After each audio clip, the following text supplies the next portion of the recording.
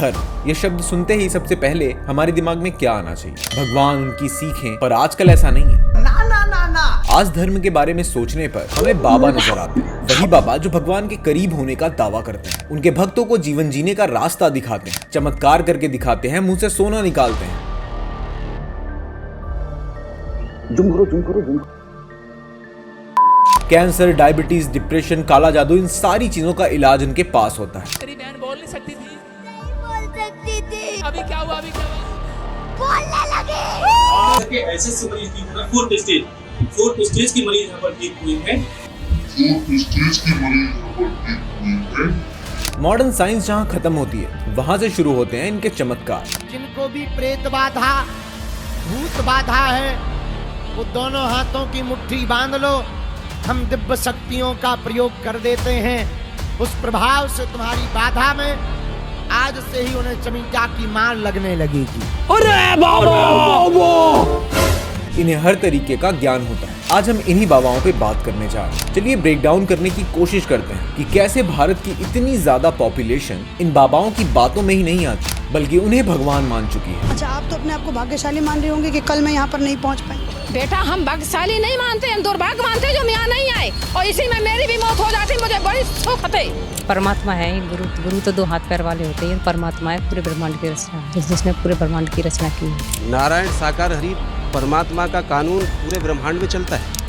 पूरे ब्रह्मांड की गेंद उनके हाथों में। और इसी चीज का फायदा उठाते हुए ये बाबा भर भर के पैसे कमा रहे हैं। इनके भक्त इनके लिए सिर्फ एक सिस्टम, एक बिजनेस, एक इल्यूजन है, जिसका सच समझना आपके लिए बहुत जरूरी है।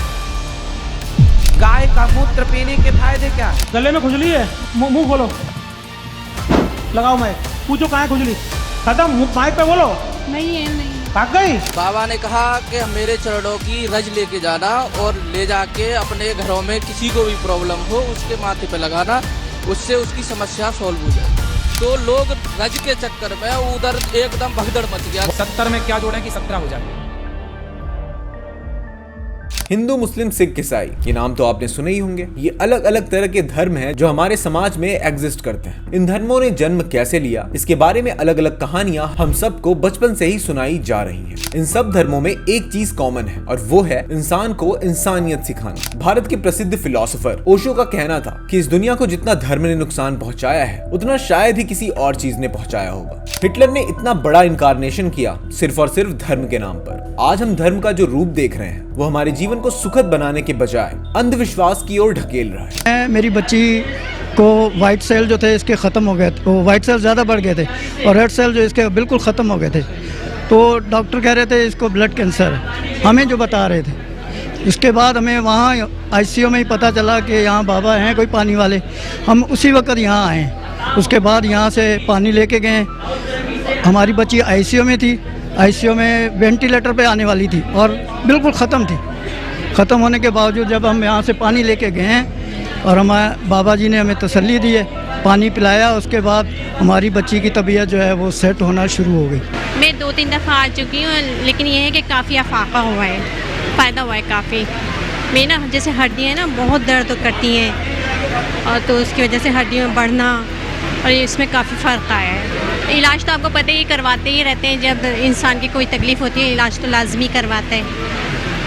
तो यहाँ की काफ़ी बेहतरी है। और पता है इस धर्म के स्वरूप को बिगाड़ने का जिम्मेदार कौन है? ये बाबाज और कथावाचक। ये लोग धर्म के नाम पर लोगों को अंधविश्वास मानने के लिए मैनिपुलेट करते हैं। और ताजुब की बात यह है कि हजारों लोगों की भीड़ में इन्हें रोकने वाला कोई भी नहीं होता, बल्कि लोग उन्हें तालियां बजाकर यही सब करने के लिए अप्रिशिएट करते हैं, उन्हें भगवान ही बना देते हैं। तन के पति हैं बाबा जी, अरे आत्मा के पति हैं।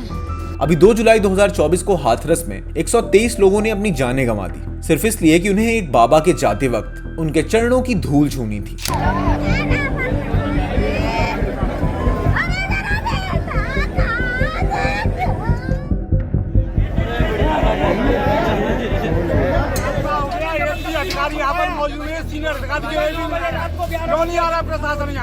और उससे भी भयानक बात यह है कि इनके फॉलोअर्स उन बाबा को दोष ना देते हुए खुद को ही दोषी मान रहे हैं। चलिए अब मेन बात पे आते हैं। कि लोग कैसे इनके इन्फ्लुएंस में आ जाते हैं। अब देखा जाए तो ज्यादातर लोग जो इन बाबाओं के पास आते हैं वो गरीब, असहाय और किसी न किसी बीमारी से परेशान होते हैं। बच्चे नहीं हो रहे, नौकरी नहीं लग रही या फिर किसी मेंटल इलनेस से जूझ रहे होते हैं। ऐसे लोगों के पास क्या ही ऑप्शन बचता है, ना पैसे होते हैं अच्छे हॉस्पिटल्स के, ना कोई सपोर्ट सिस्टम। और जब इन्हें हर तरफ से ठोकर मिलती है तो इनके पास एक ही रास्ता बचता है कि कोई चमत्कार हो जाए। और वो चमत्कार करेगा कौन? भगवान? नहीं, क्योंकि उनके पास तक पहुंचने का रास्ता बहुत मुश्किल होता है और आसान रास्ता बताते हैं ये बाबा। इन बाबाओं से उन्हें उम्मीद मिलती है कि शायद अब भी कुछ हो सकता है और आसपास और समाज के लोग इसे बढ़ावा देते हुए उस परेशान और गरीब इंसान को उम्मीद देते हैं कि एक बार इन बाबा के पास भी ट्राई कर लो, क्या पता कोई चमत्कार हो जाए। और वो गरीब और परेशान इंसान इसी उम्मीद के साथ पहुंच जाता है इन बाबाओं के पास और ये बाबा लोग इसी उम्मीद को कैश इन करते हैं। ये जानते हैं कि कौन लोग उनकी तरफ खींचे चले आ सकते हैं। वो लोग जो टूट चुके हैं,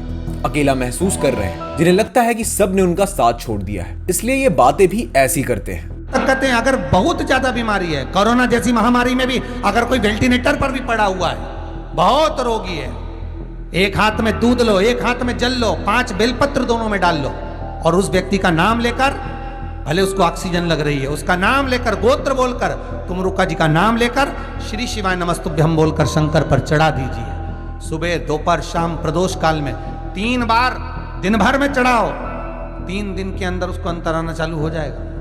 3 इन बाबाओं के पास एक ही फॉर्मूला होता है, तुम्हारा दुख हमारा फायदा। सबसे पहले ये अपने प्रवचन में बड़ी बड़ी बातें करते हैं और जैसे ही सामने वाला इंसान इमोशनल होता है ये लोग उसे अपने जाल में फंसा लेते हैं। अब आप खुद ही सोचिए, जब किसी माँ को बोला जाए कि एक मंत्र पढ़ो भगवान तुम्हें बेटा देंगे, या किसी बेरोजगार इंसान से कहा जाए कि तुम ये विधि करो तुम्हारी सरकारी नौकरी लग जाएगी, तो क्या वो मना कर पाएंगे? जवाब है नहीं, क्योंकि उस वक्त उस इंसान का दिमाग नहीं, उसका दुख और दर्द फैसला ले रहा होता है और वही दर्द उस बाबा के लिए एक मौका बन जाता है बिजनेस, फेम और पावर का। अब ये किसी एक बाबा की बात नहीं है, ये हर जगह हो रहा है, अलग अलग चेहरों के साथ, अलग अलग अंधविश्वासों के साथ। कभी कोई राम रहीम बन के लोगों का भगवान बनता है, कभी कोई आसाराम बनकर बेटियों का रक्षक बनने का नाटक करता है और लोग इनके लिए तालियां बजाते हैं, इन पर फूल बरसाते हैं, क्योंकि उन्हें लगता है कि ये बाबा उनकी प्रॉब्लम्स का सॉल्यूशन है। लेकिन जब असलियत सामने आती है तो ये लोग चुप हो जाते हैं और कहते हैं हमने ही कुछ गलत किया होगा, या दुनिया मिलकर इनके भगवान को गलत साबित कर रही है। इसीलिए आज भी ट्विटर पर इनके सपोर्टर्स इनको जेलों से बाहर निकालने के लिए ट्रेंड चलाते रहते हैं। 2 जुलाई 2024 की घटना में, जिसकी बात हमने पहले करी थी, जब लोगों की जानें गईं, तो सबसे हैरानी वाली बात ये थी कि उनके फॉलोअर्स ये कह रहे थे कि सब भगवान की मर्जी थी। भगवान की मर्जी या हमारी बेपरवाही? और इससे भी शॉकिंग बात ये है कि ऐसे केसेस हर साल हो रहे हैं। कहीं टीवी पर निर्मल बाबा को लोग देखते हैं जो कहते हैं कि कॉफी पी लो, और लोग सच में कॉफी पीकर अपनी जिंदगी बदलने का इंतजार करते हैं। ये धर्म नहीं,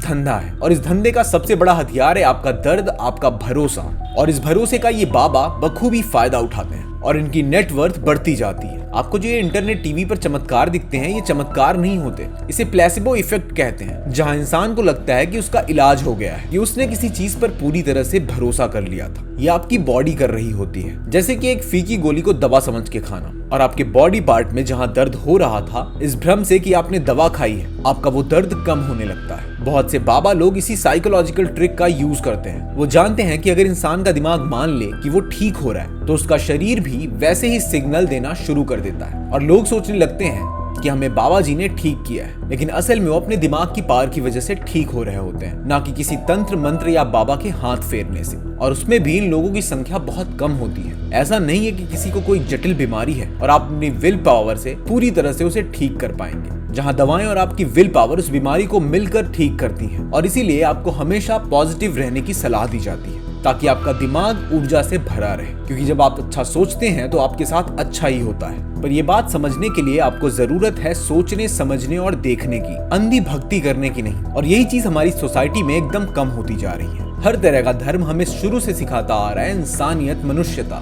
लेकिन जब दुख, दर्द, अंधविश्वास मिलकर इंसान के दिमाग को धुंधला कर देते हैं, तो हर चमकती या जादुई चीज भगवान लगने लगती है। और ये बाबा लोग आपके इस विश्वास से साम्राज्य खड़ा कर लेते हैं। जरूरत है आपको और मुझे हमारे धर्म को समझने की कि हमें भगवान से कैसे जुड़ना है, समझने की कि वो हमें समाज के बारे में क्या सिखाता है। भगवान से जुड़ने के लिए आपको इन दलालों की जरूरत नहीं है। आंखें बंद करके उन्हें याद करें, ध्यान लगाएं, भगवान आपको हर जगह मिल जाएंगे, हर तरीके से मिल जाएंगे। और इन सब पे ब्लाइंड फेथ करने की जगह अपने दिमाग से सवाल करिए, अपने हक के लिए लड़िए, क्योंकि अगर आप सवाल नहीं करेंगे तो समाज में ऐसे ढोंगियों के लिए हमेशा जगह बनी रहेगी। और फिर हमें एक और हाथरस, एक नया आसाराम, एक नया राम रहीम पैदा होता और उभरता दिखेगा, और फिर से कोई माँ और बच्चा इनके पीछे भागते हुए इनकी गाड़ियों से कुचलकर मरता दिखेगा, और उनके परिवार कहते रह जाएंगे कि शायद ये भगवान की मर्जी थी, क्योंकि वो ब्रेन वॉश्ड ही रह जाएंगे। अगर आज की ये वीडियो आपको पसंद आई तो अपने दोस्तों और जानने वालों के पास भेजिए, जिससे उनको इन बाबाओं के सच के बारे में पता चल पाए। हम फिर मिलेंगे आपको ऐसी एक और वीडियो के साथ।